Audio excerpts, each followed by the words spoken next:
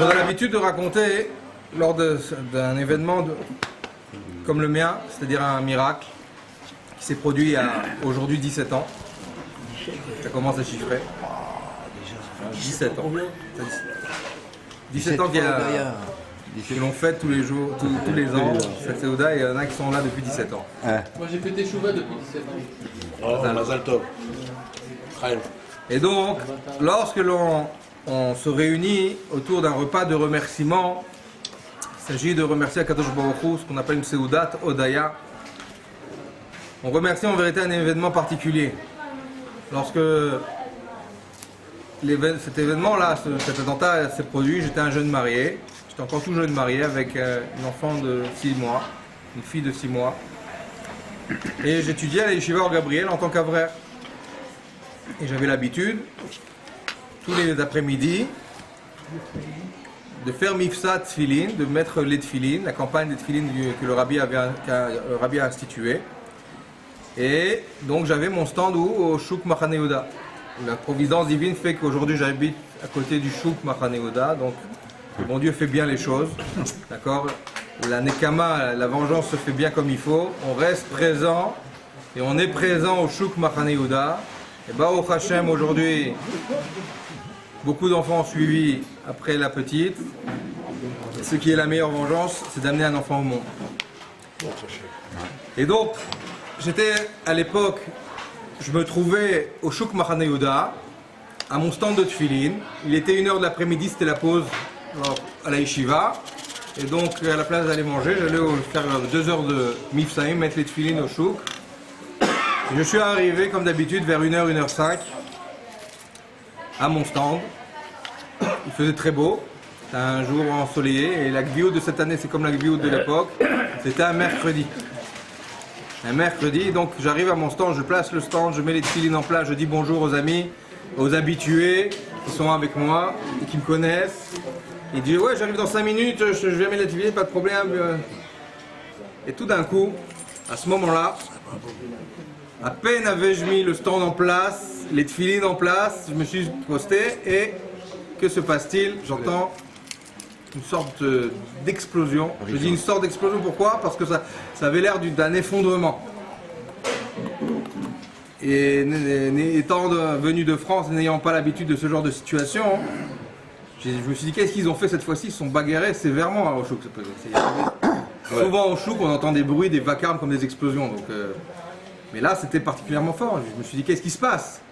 Et en fait, à ce moment-là, je m'aperçois qu'à peu près à 30 mètres de moi, dans le chouk fermé, puisque j'étais posté dans le chouk ouvert, dans le chouk fermé, en fait, il y avait une explosion. Il y a eu une explosion et tous les Israéliens à côté de moi se sont mis à se coucher à terre. À se coucher à terre. Se coucher à terre et donc prendre position, essayer de se planquer, essayer de se cacher, de se protéger. Et moi j'étais le seul à rester debout. N'ayant pas fait attention, n'ayant pas remarqué et évalué l'importance du danger. Mais j'ai pas eu le temps de réfléchir tellement que quelques secondes après cette première explosion, 1, 2 ou 3 secondes après, une deuxième explosion. Cette fois-ci, cette explosion, elle n'a pas lieu à 30 mètres, elle n'a pas lieu à 20 mètres, elle n'a pas lieu à 10 mètres, elle a lieu en face de moi, à 5 mètres maximum. Comme cette table, elle fait 5 mètres de long. À 5 mètres de moi va exploser un deuxième terroriste. Cette fois-ci, j'ai pas le temps de voir quoi que ce soit. Je vois tout d'un coup rouge et noir. Et la première pensée que j'ai eue, c'est que ça y est, je monte. Noir, il n'y a plus de son, il n'y a plus d'image, tout est noir. C'est que je monte, ça y est, j'ai fini, je plie bagage. Et tout d'un coup, j'ouvre les yeux et je m'aperçois. D'abord, je suis devant des flammes. Je me suis dit, ça y est, je suis arrivé en enfer ou quoi? Et les flammes, en vérité, c'était les flammes d'un stoyak, un tourniquet de vêtements. Et j'étais resté debout. La bombe ne m'avait pas du tout bougé d'1 centimètre. Et simplement, ce qui s'est passé, derrière moi, il y avait un magasin de vêtements. Et je me suis tourné. J'ai fait dos aux terroristes, bizarrement. Mais en vérité, c'est pas bizarre parce que c'est la main de Dieu. Kadosh Baruch Hu a fait que ça se passe comme ça. Baruch haba. Baruch haba. Chaque année, il m'embrasse la main. Chaque année, Ça fait 17 ans, ça fait 17 ans. Et donc, qu'est-ce qui s'est passé? Je me trouve dos aux terroristes, face au stoyac de vêtements qui prend feu, et je me bats avec mes mains, je repousse le feu, enfin autant que bien se... Comment on dit en français? Autant que peut faire. Ouais, c'est ça. Autant que Autant que faire se peut, je repousse le feu, ce feu. ça rime, et je me retrouve avec les bras brûlés, sans donner trop de détails, c'était jusqu'au 3e degré. Mais Baruch Hashem, je me dégage de ce feu, et je me retourne, et qu'est-ce que je vois? La première chose que je vois, c'est le corps du terroriste en 2 parties, d'accord, sans donner trop de détails. Et j'ai eu très peur à ce moment-là, je me suis dit ça y est, tout le monde est comme ça, j'ai commencé à me dire il faut que je me sauve, peut-être qu'il y aura une 3e explosion, et j'ai commencé à sauter entre les corps. Il y avait une ambiance, d'accord, d'apocalypse. D'accord, tout le monde était par terre, j'étais le seul debout, comme si j'étais le seul rescapé. Il y avait beaucoup de survivants, mais néanmoins il faut mentionner que ce soir c'est quand même le Yorkside, 16 morts, d'accord, et 176 blessés. Donc ça a été un double attentat très très meurtrier. Et le poissonnier, il a perdu son bras. Et le poissonnier qui a récupéré son bras, mais qui ne fonctionne pas comme il faut, Baruch Hashem. Et ce soir se trouve aussi présent ici une dame qui était avec moi aussi à l'attentat, qui s'appelle Hortal. Et pour elle aussi c'est son anniversaire, c'est devenu par la suite la meilleure copine de ma femme. Et on s'est, en fait, avec ma femme, elles se sont retrouvées, puisque ce qui s'est passé, c'est qu'au même moment, ma femme, qui travaillait non loin de là, du Chouk Machane Yehuda, elle avait à l'époque, elle travaillait en tant que dans un magasin de perruques, donc dans la coiffure. Et le magasin était très proche du Chouk Machane Yehuda, et elle a entendu l'explosion. Et quand elle a entendu l'explosion, elle a vu l'heure. Elle savait que j'étais là-bas, et donc elle s'est précipitée donc au Chouk Machane Yehuda. Elle est arrivée avant les secours, avant l'ambulance. Elle est arrivée à l'endroit où j'étais. Mais moi j'étais déjà parti, comme je vous ai raconté, j'avais couru, je me suis comment dirais-je, transporté vers les secours. Il était resté debout quand même. Et j'étais resté debout et intact, Baruch Hashem. Et à ce moment-là, ma femme arrive, et pour elle c'est un drame. Elle voit le stand de Tfilin à terre, intact, à côté une flaque de sang, et je suis pas là. Donc pour elle ça a été un deuil, pratiquement. Elle pensait que j'étais parti.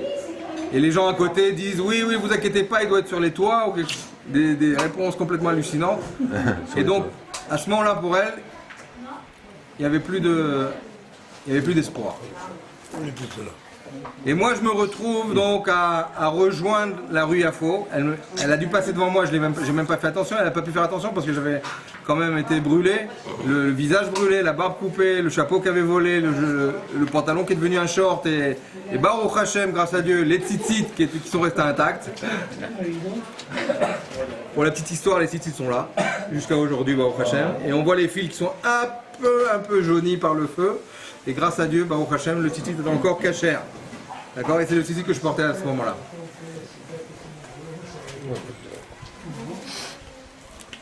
Et la première pensée que j'ai eue à ce moment-là, c'est est-ce que je m'occupe de moi-même ou alors je vais m'occuper des gens qui sont dans le chouk, parce qu'il y en a qui sont par terre, il y en a qui sont morts, il y en a qui sont blessés, je vais peut-être leur porter secours. J'ai commencé à faire un état de moi-même où j'en suis. Je me regarde, effectivement, j'ai les bras en sale état, d'accord.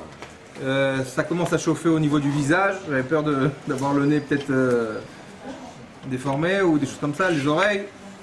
Et néanmoins je me sentais quand même bien, j'étais sur mes jambes. Et je réfléchissais, et à ce moment-là les gens autour de moi ils me regardent, ils me font mais monte dans l'ambulance, dépêche-toi. Vu que les gens m'ont dit quoi faire, c'est que je paraissais pas très agréable à voir.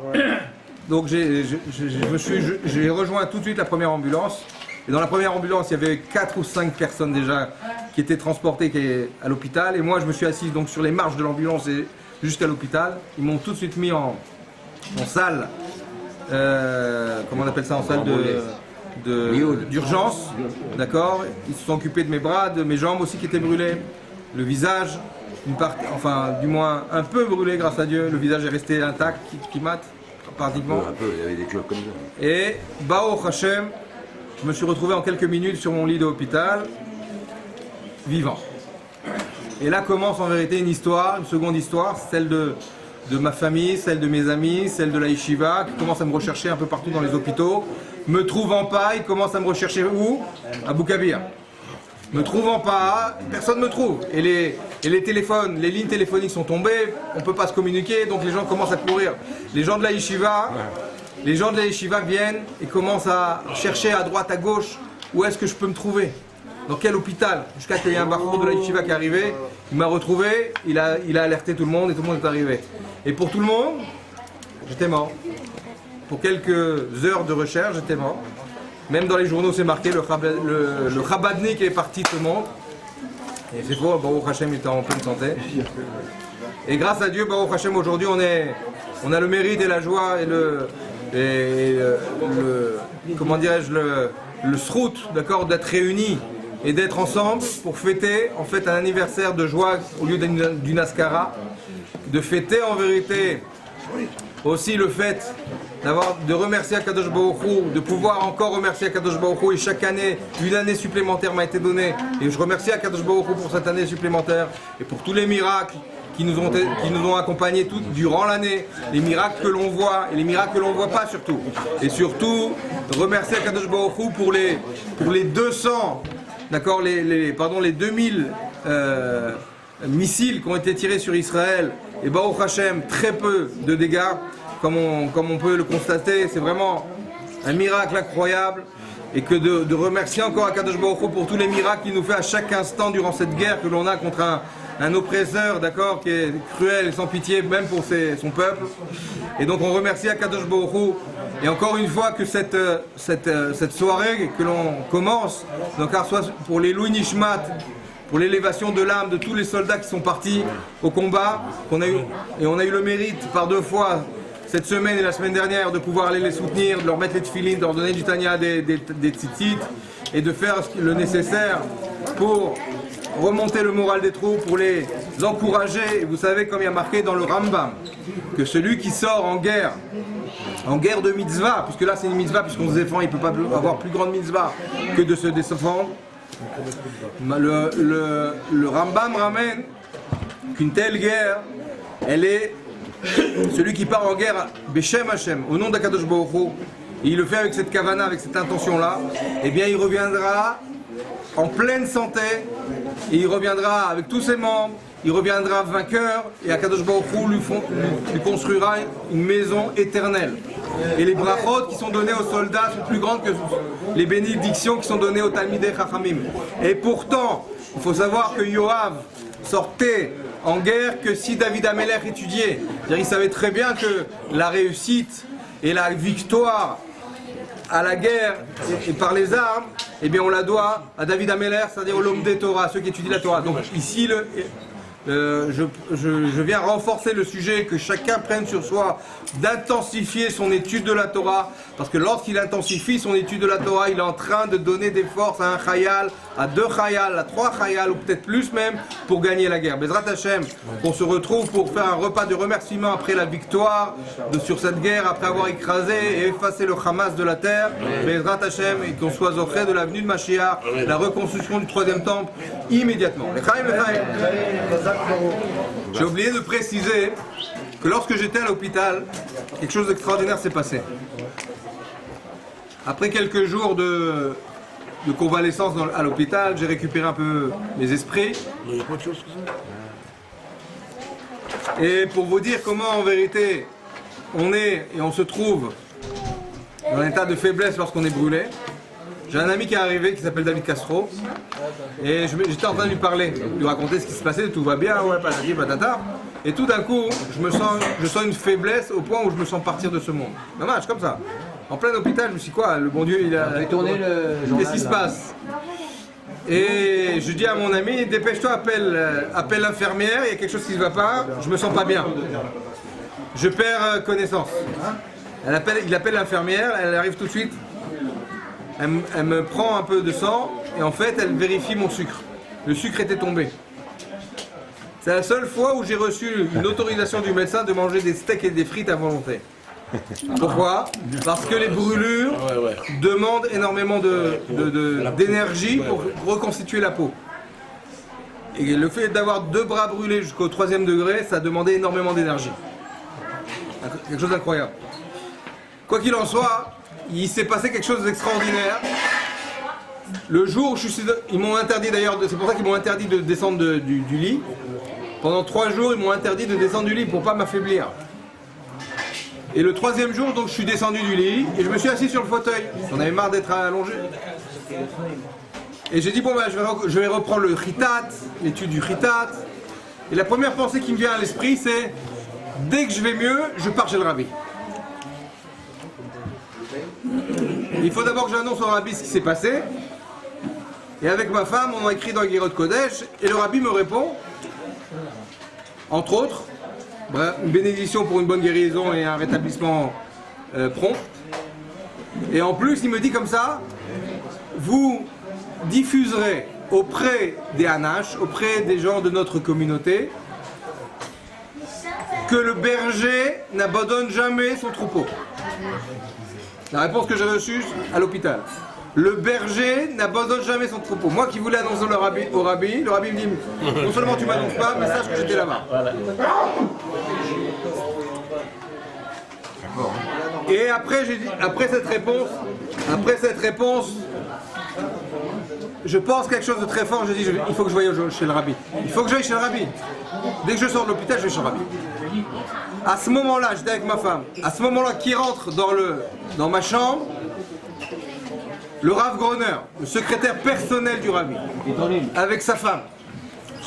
C'était un dévoilement. Le rabbi a capté ma pensée. C'est pas possible, c'est incroyable. Le secrétaire personnel du rabbi, il est en Israël. Qu'est-ce qu'il fait là? Il rentre, il a entendu parler de l'attentat, il est venu me voir. Et je lui ai montré la Guérot Kodesh que j'ai reçue. Il m'a dit, sache que les réponses, c'est aussi avant et après.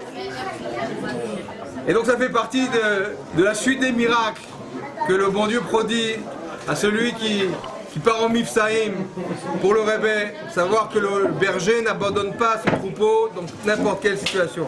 L'chaim, dans la parole de Kol Yeshuvot. Donc Rashi dit quelque chose d'intéressant dans le Parashat Massé. Dans la paracha, on nous explique les frontières d'Eretz Israël. Comme dit Rashi nous dit, c'est pas pour Stam faire de la géographie, et c'est parce que beaucoup de mitzvot sont liés avec les frontières d'Eretz Israël, la Kedusha d'Eretz Israël, et donc automatiquement tu as besoin de donner les limites pour savoir où la mitzvah se fait, la mitzvah se fait pas. Comme par exemple comme on a vu dans les Chot Shmita, que tout ce qui est à côté de Haza, il n'y a pas de Kedusha d'Eretz Israël à ce moment-là, et donc il n'y a pas besoin de faire attention. La 7e année, les carottes et les asperges n'ont pas besoin de Kedusha de Shvit là-bas. Donc on pourra les manger tranquillement. Donc le Kitsour, là-bas, Rachid dit quelque chose qui m'a interpellé. Il a écrit dans le prophète Sphania, il dit que la frontière ouest d'Eretz Israël, c'est la bande de Gaza. Comme ça il dit Rachid, c'est la bande de Gaza. Et il dit là-bas, il amène un passouk de Sphania, il dit Eretz Chevel Kritim. Rosh Katuv, Eretz Chevel Kritim. Et donc je me dis, tiens, c'est intéressant d'aller voir ce Tzfania. Symphonie bête, Passouk. Là-bas, il dit, Rashi, il dit, Tzfania, il dit que va venir un jour où je vais détruire. C'est marrant que Rashi amène ça, là-bas. Un jour, je vais détruire la bande de Gaza. Amen. Eretz Kritim. Et j'ai vu c'est intéressant, dans le Metsudat de David, il dit pourquoi ça s'appelle Eretz Kritim? Pourquoi les Philistins ils s'appellent Pitom Kritim? Quel rapport Kritim et Plishtim? Alors le Metsudat de David, il dit, et les autres le ramènent le Radak, etc. Mais dans le Metsudat de David, c'est clair. Il dit parce qu'ils font des trous dans la terre Ils font des trous dans la terre, chofrim. Ils creusent dans la terre et la chaîne à Corée bord, celui qui fait un trou, dans le Jout Arabim. Et donc ils parlent tous que les Philistins ils font des trous dans la terre et je les détruirai à ce moment-là quand le Ayom Agadol Vanora, etc. Tout est écrit là-bas dans le. Et je me suis dit c'est intéressant de parler de ça peut-être à la Seudat Hodaya, hein. Mais bon, Tzfania, peut-être qui me dit que c'est intéressant de parler de Tzfania. Pitom arrive à la choule et reste avec son fils Tzfania. Alors je me dis, si il y a Tzfania qui est là ce soir, donc il faut parler de Tzfania. Donc j'ai voulu lancer rien pour rien. un remez, que peut-être qu'on est arrivé à ce moment-là où la terre de Gaza sera détruite. Amen. Les gens qui font des trous comme des rats. Et qu'à ce moment-là, donc Dieu va se dévoiler à nous et va nous donner toute la terre d'Israël, libérée de Eretz Kritim. Amen. Chaim, Chaim.